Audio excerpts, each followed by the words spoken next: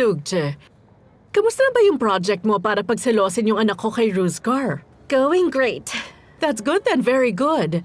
You will get engaged to Ruzgar, then my son will be very jealous of you. It's a great idea, right? As a matter of fact, do you know what you should do? You should marry Ruzgar directly. Evet, maybe he will notice everything. My Bora, my handsome son will be jealous of you, and he'll come to your wedding on his white horse and carry you away. Tugce, nonsense. All of this nonsense. Alam mo ba nangyari habang pinagseselos mo si Bora? Nagsisimula na gumaan yung loob ni Elif kay Ada. At tuwang-tuwa siya. As if that is enough. At ngayon nasa bahay siya. Hindi makakagulo si Ada sa mga plano natin kasi nakasuporta siya. Kaya, paano naman naging problema yun? Paano? Evet. I'm so glad you got blood on your brain. Tugce. Mga kaibigan, ayos lang to ha. Balik lang tayo sa ginagawa natin kasi normal lang to at saka palagi to nangyayari. Raid lang to. Tamam? Ituloy nyo lang. Sige. Reverend, Ha? ano nangyayari? Para bang may nakita silang multo. Nandito si Mrs. Belma. Pumasok sila ni Ma'am Tugce sa kwarto. Kahit ano pwedeng may mangyari.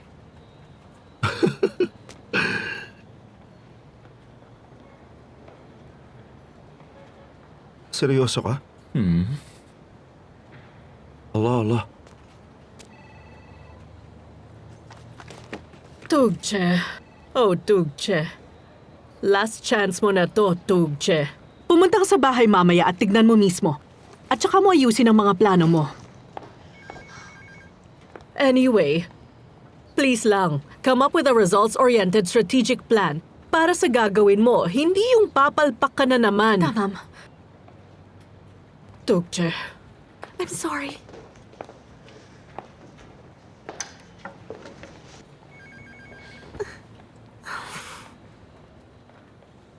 Gusto ko kunin yung bag mo pero ayaw mo. Talaga? Dito. Wow. Grabe, sobrang ganda ng view. Ang ganda, tsaka maraming puno. Revet. Ganyan talaga lifestyle namin kasi gusto namin ng nature.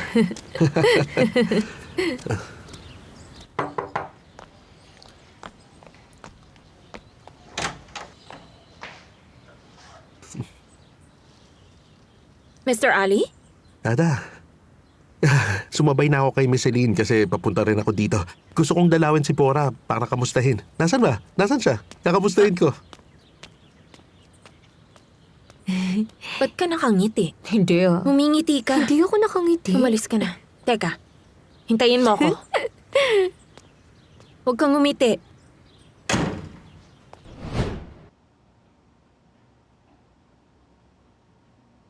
Pinsan, ano ba nangyari? Ano, okay ka lang ba? Huwag ka na magtanong. Nahulog ako. Ako rin. Bakit ka ba nandito, ha?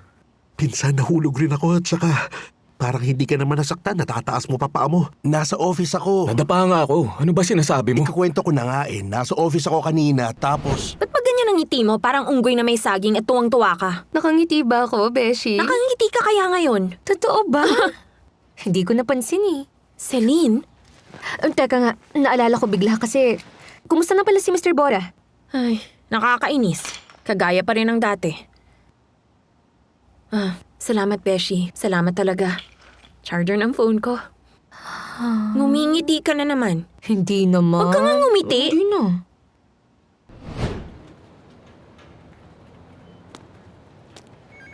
Peace.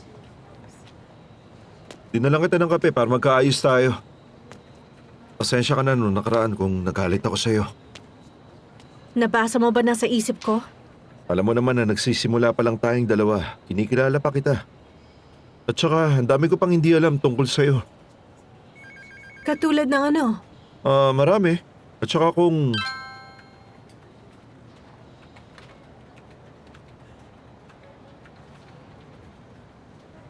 Ilan na ba ang naging ex mo? You are not giving me what I want, Miss Tucci. I'll wait for you tonight at the usual place. Ba't gusto mo malaman, Ruzgar? Ano naman gagawin mo pag nalaman mo kung ilan na naging ex ko? Hindi ko maintindihan ba't kailangan mo alamin yon. Tugshe, gusto ko lang mas makilala ka. Tsaka alamin ang nakaraan mo. Oo na. Siyempre naman, nagmahal ako dati at saka ilang beses na ako nagmahal. Gusto mo ba ibigay ko sa iyo pangalan nila? Gagawan pa ba kita ng listahan? Tugshe, sandali. Bakit ka ba kinakabahan? Ano ka ba? Nagtatanong lang naman ako. Ruzgar, tingnan mo tong singsing. Bago pa to. Huwag mong ipilit, pwede ba? Anong mangyayari pag pinilit ko? Ano? Ah! Ruzgar, ano bang ginagawa mo? Di ka nag-iingat. Napaso tuloy ako! Pasensya na, nabitawan ko. Napasok ka, honey. Tignan ko. Oh, hayaan mo na. Ako na bahala dito. Pasensya Ano na. ba yan? Hindi ka nag-iingat? Sandali lang, Tugshe. Ano ka ba? Hayaan Hindi ko mo na, sinasadya. kaya mo to. Ano ba? Pasensya na.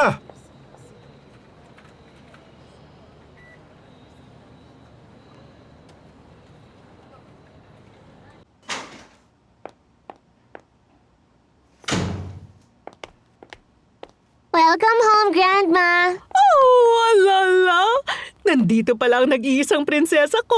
Thank you, my baby, sa pagsalubong kay Grandma. Grandma, kami po nila Uncle Ali, Auntie Ada at Auntie Celine po nasa garden. Sino? Tara na po! Sino? Get well soon, Mr. Bora. Pasensya na. Ang daming kwento ni Ada tungkol sa'yo. Parang kilala na kita. Talaga? Totoo ba? Ayos ah. Maraming salamat. Ba't ka kasi hindi nag-warm up? Alam mo naman na tatakbo ka. Dapat alam mo na mga ganyang bagay. Miss Lee, nag-workout ka rin ba? Parang di mo naman kailangan eh. Gusto ko lang malaman. Para sa lahat naman kailangan. Tama ka naman. Para sa binti natin bago mabali. Bakit naman mapabali binti natin? Ha? Yvette, Tama, Mali. Tapos na. Okay na ako ngayon. tumatakbo ka kasi ng madilim kaya ganyan. Mali ba ako, Ada? Hindi ka pwedeng mag-bake sa gabi pero tumakbo sa labas pwede. Ma'am, pwede ba tigilan na natin to, Ali? Tamam. Sabi mo eh. Ali, welcome. Salamat, Auntie. Ang social mo ngayon ah. Ikaw? Mrs. Belma, si Celine. Si Celine ang best friend ko. Come on. Let's look at what Hanife is doing. Tukje trapped herself. Ay, nako talaga. Tukje, stupid Tukje. Hindi na pumasok sa trabaho, pero bakit nandun pa rin siya? Pumayag tayo ng isang gabi, pero bakit hindi pa rin siya umuwi? Ano bang nangyayari? Ano bang ginagawa niya? Nakipag-usap ako kay Ada. Injured daw ngayon si Mr. Bora. Ganun ba? Sana gumaling na siya. Wala akong pakialam. Bakit ba siya may pakialam? Hindi na to pwede. Tama na. Hindi ko siya hayaan pa na manatili pa dun sa kanila. Pupunta ako. Pasensyahan na lang talaga. Tama Aalis ka! na ako. Tama yung gagawin mo! Tama! Yosimin, tumigil ka sa pagsuporta mo! Aslan, tumigil ka! Tumalik ka! Hindi. Ano ba? Nakikiusap ako! Abi, puntahan mo siya. Lakasan mo ang loob mo, Abi. Dalhin mo siya dito, pabalik dito sa bahay natin. Pabayaan mo ko dun ka. Aslan, kumalma ka! Mali itong ginagawa mo! Tama siya, ibigay mo ang sapatos ko. Mali itong Mali itong gagawin mo. Oo, Abi, lakasan mo! Tumigil ka na nga dyan! Tatamaan ka sa akin! Tumigil nga kayo! Pinag-aalala niyo ako!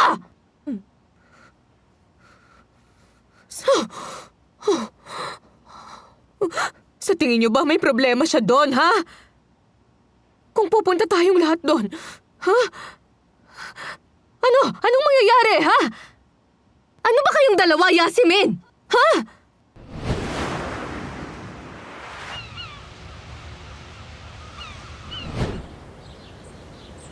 Matagal nang hindi napupuno tong lamesa. Mabuti na lang at pumunta kayo. Salamat sa inyo. Salamat. Salamat din. Oo nga pala, natandaan ko. Nasaan ang bida natin na si Tugje? Nasaan na ba siya? Nabalitaan ko engaged na daw siya. Nagulat ako seryoso. Ako rin. Yvette, it is love, Uncle. You cannot know when it will find you. It happens all of a sudden. Pinsan, Ano? ilang beses ko ba sasabihin sa'yo? Milyong beses ba? Hindi totoo ang love, tamam? Pero alam mo, may kilala akong ibang iniisip tungkol dyan. Ganun ba? Ada, ano ba naiisip mo tungkol dito? Kung hindi totoo, parang tinatanggi natin sina Kerem at Aslia, Tahir at Zuhriya, Leila at Mejnun, yung mga kwento nila. Hindi. Di natin tinatanggi pero di sila totoo. Karakter lang sila.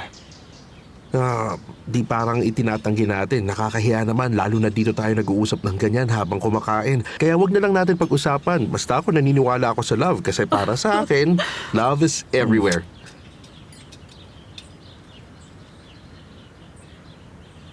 Miss Celine, gusto mo tikman tong Russian salad? Masarap to. Evet, Sige. Ba't ba may Russian salad? bakit nga ba? Bakit hindi? Ang ganda naman ng ngiti mo. Nakakatawa ka talaga. Ada, may sasabihin ako. Ano ba yon, Mr. Bora? Tamam, makikinig ako sa'yo. Love is the fabrication of poets and novelists. The thing called love is the jet lag you experience between the first time you see a woman and the moment that you will know her personality.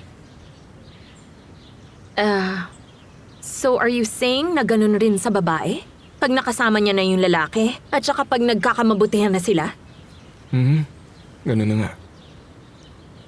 Ay, nako, Tugje, nasan ka na pa? May masamang nangyayari dito.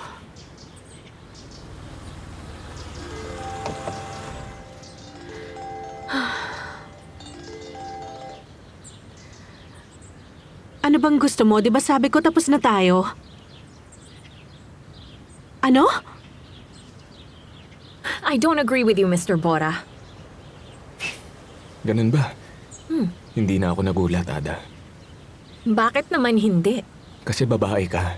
Wait, misogynist ka ba? Hindi naman. Yun lang kasi naobserbahan ko. Anong naobserbahan mo? Napansin ko, pag mga babae nagmahal, marupok sila. Totoo kasi kaming mga babae sa nararamdaman namin, pero kung ganon, totoo rin ba ang lahat ng lalaki sa... Anong meron sa amin? Manloloko? Mapanakit? Ano pa, Ada?